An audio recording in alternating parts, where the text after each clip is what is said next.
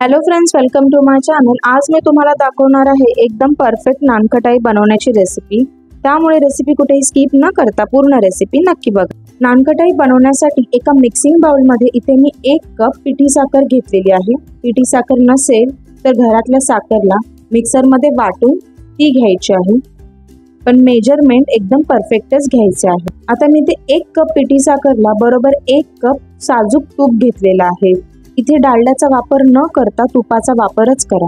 तर पिठी साखर आणि तुपाला एकाच दिशेने विस्क करत राहायचं आहे, कमीत कमी 10 मिनिटे। एकाच दिशेने 10 मिनिटे पिठी साखर आणि तूप जेव्हा फेटून घेणार तेव्हा ते एकदम हलकं असं फ्लफी मिश्रण इथे तयार होणार आणि आपल्याला असंच मिश्रण पाहिजे आहे आपल्या नानखटाई परफेक्ट बनवण्यासाठी।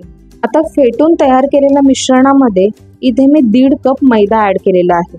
नानखटाई बनवताना एकाच मेजरिंग कपच्या अनुसार आपल्याला इथे सर्व इंग्रेडियंट्सला घ्यायचं आहे।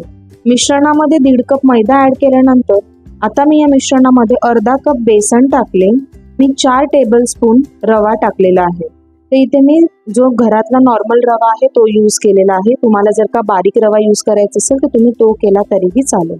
त्या सर्व जिन्नसला व्यवस्थितपणे एकाच दिशेने मी असं फोल्ड करून घेत आहे। तुम्ही बघू शकता मी जसं मिक्सिंग बाउल मध्ये सगळं मिश्रणाला मिक्स करत आहे तसंच तुम्हालाही मिश्रण मिक्स करून घ्यायचं आहे। तर स्पॅच्युलाला लागलेलं सर्व जे मिश्रण आहे ते सगळं मी हाताच्या मदतीने काढून घेतले। मग मी या मिश्रणामध्ये 1 चमचा भरून वेलची पूड, अर्धा चमचा बेकिंग सोडा, 1 चमचा बेकिंग पावडर टाकली आणि हाताच्या मदतीने हे मिश्रण छान एकजीव करून घेतले। जर का तुमचं मिश्रण जास्त ड्राय झालं तर त्याच्यामध्ये एकदम थोड्या प्रमाणामध्ये रूम टेम्परेचरवरचं दूध टाका आणि जर का तुमच्या मिश्रणामध्ये जास्त तूप पडलं तर तुम्ही ह्याला थोड्या वेळासाठी फ्रीझरमध्ये ठेवा आणि त्याच्यानंतर नानखटाई बनवायला सुरुवात करा। मी सांगितलेल्या मेजरनी जर का तुम्ही ही नानखटाई तयार केली तर असा काही प्रॉब्लेम होणार नाही। आता नानखटाईचं मिश्रण माझं इथे व्यवस्थितपणे रेडी झालं होतं। आता मी एका स्पूनच्या मदतीने थोडं थोडं मिश्रण इथे हातावरती घेऊन त्याचा गोलाकार करून घेते आहे आणि त्याला मी एका ट्रे मध्ये ठेवते आहे। स्पूनच्या मदतीने मेजरिंग करून जेव्हा आपण मिश्रण घेतो तेव्हा नानखटाई एकाच आकाराच्या इथे तयार होतात।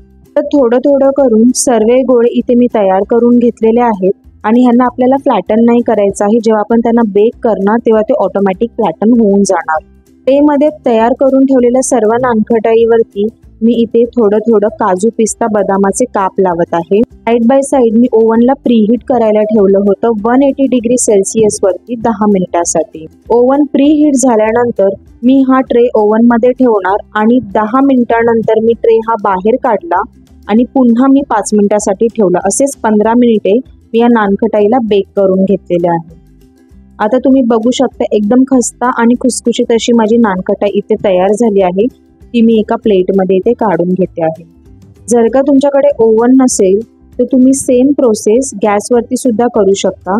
कढईमध्ये एक स्टँड ठेवायचा आहे आणि कढईवरती झाकण ठेवायचं आणि गॅसची फ्लेम हाय ठेवायची। कढई 10 मिनिटे छान तापवून घ्यायची। मग त्यानंतर नानखटाईची प्लेट त्या कढईमध्ये ठेवायची आणि मीडियम फ्लेमवरती ही नानखटाई 15 ते 20 मिनिटांसाठी होऊ द्यायची। तुम्हाला माझी ही नानखटाईची रेसिपी कशी वाटली ती मला कॉमेंट सेक्शनमध्ये नक्की सांगा आणि जर का तुम्हाला रेसिपी आवडली असेल तर चॅनलला लाईक, शेअर, सबस्क्राईब करायला विसरू नका। थँक्यू।